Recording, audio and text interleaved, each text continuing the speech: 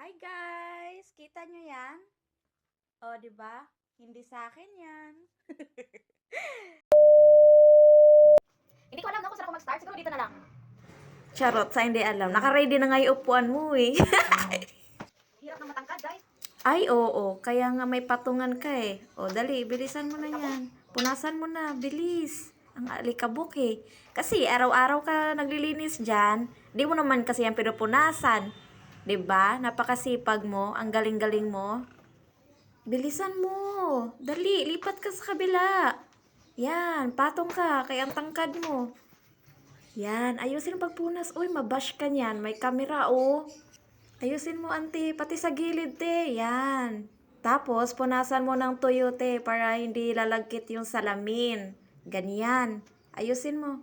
Bilisan mo, te. Ayusin mo. Yan. Tapos sa kabila din. Pumatong ka. Kay abot na abot mo yan, ang tangkad mo. Bakit naman kasi pinapatulog ka dati ng ate mo, di ka natutulog. O ngayon, tangkad mo tuloy, girl. Bilis, ayusin mo, yan. Pati yung kuante, yan. Punasan mo yan. Napaka-alikabok, oy. Ayusin mo, magsipag-sipagan ka. Dali, marami ka pang gagawin. Baba ka na dyan. Dali. Yan. Ang bagal kumilos. Ibaba mo na yung mga nakalagay dyan. Yung mga nakapatong dyan. Ibaba mo na. Lahat, lahat, lahat. Then, punasan mo. Dali. Ang bagal. My God. Yan, punasan mo. Ayusin mo. Napaka-alikabok, oh. Pati yung TV, punasan mo yan, ha. Ang bagal, uy. Bilisan mo, girl. Ang dami mo pang gagawin. Yan, hilain mo yan. Lahat, baba mo yan. Hila, sige. Napaka-alikabok niyan, grabe. Paano kasi? Di winawalisan. Kung ano lang yung nakikita niya, yun lang yung winawalisan. Teka, sino ba? Ay, hindi ako yun ah. Ewan ko sa babaeng yan, sino yan? Ang galing mo magwalis, ante. Bagay na bagay ka talaga sa tupad. Hala, oy, bilisan mo, oy. Anong oras na? Ihanda mo pa yung anak mo, papasok pa yung anak mo. Bilis! Walisan mo na yan, ayusin mo, yan.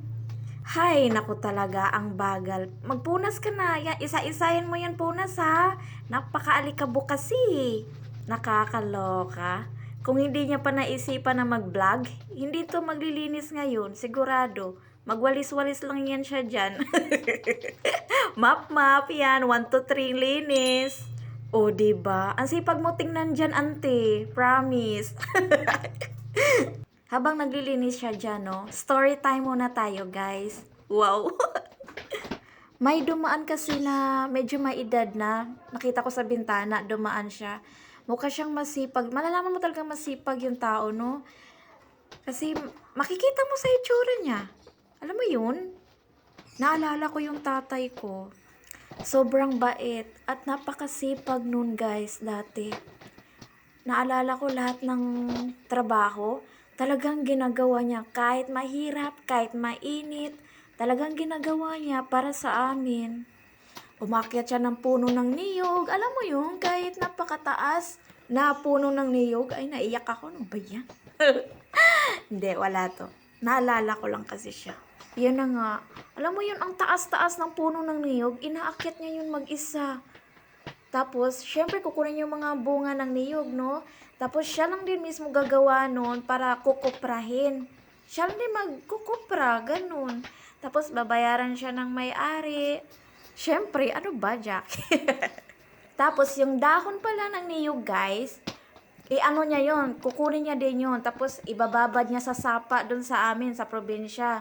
Tapos tatahiin niya yon ng isa-isa para bagawing bubong ng bahay. Ganyan kasi sa amin eh, sa probinsya. Tinatahi niya yon, tapos syempre binibenta niya din kasi may bumibili din. Tapos siya din mismo ang gagawa. I mean, 'di ba bumili nga sa kanya noon.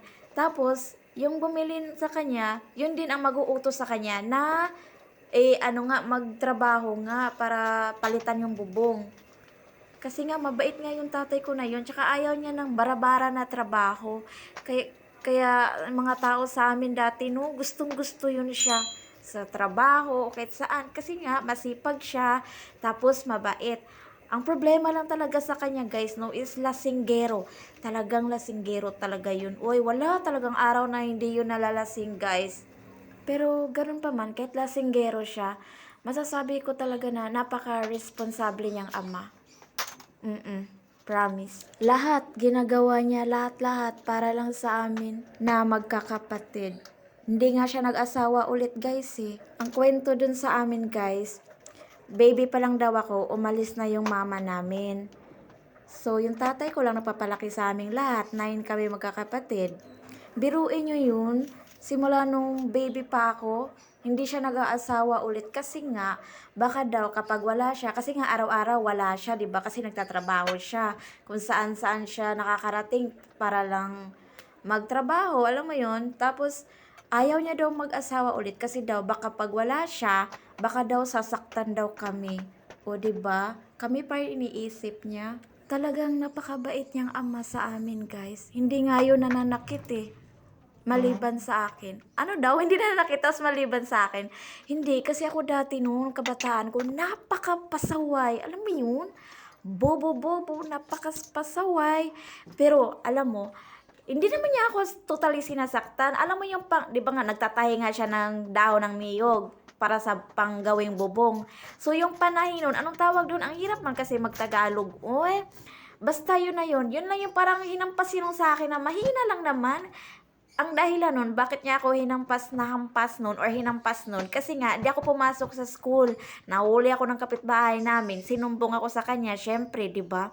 Tapos yun nga, na parang sobrang galit niya, di niya napigilan. Parang nahampas niya ako, gano'n, na hindi niya siguro sinasadya. Alam mo ba kinagabihan nun? Eh, di ba, syempre, kaya lagi nga siyang lasing, umiiyak daw siya. Kina Auntie Lilia, sa kapitbahay namin din doon, si Auntie Lilia. Si Auntie Lilia din nagkwento sa akin noon na umiyak nga daw kagabi. Kinaumagaan, kinuwento sa akin, kinagabihan daw noon, ang gulo. Kinagabihan nga daw noon, umiyak daw yung tatay ko. Kasi nga daw, napalo niya nga daw ako. O, di ba, siya pa yung umiyak. Sobrang bait talaga yung tatay namin na yun. Hala, teka lang, sandali lang. Kalain mo yun, malapit na pala ako matapos dito, oh. Patapos na ako nito, guys. Ayan, oh. Ang galing ko talaga, oh. Diba? Wow, buwat bangko yun. Ayan na, guys, papakita ko sa inyo ang buong kwarto na malinis na. Charan! Oh, diba? Ang galing, nakakatuwa naman. Parang nawala rin yung pagod ko, no? Wow. Haha, pasensya na kayo guys. Ganito talaga ako, no? Parang may pagka... ewan. Pero, ay, charot, wag na lang. Bye guys! Thank you for watching. Huwag ako i-bash ha. Pumapatol ako. Charot. Ay, hindi. Walang charot-charot. Pumapatol talaga ako. Bye!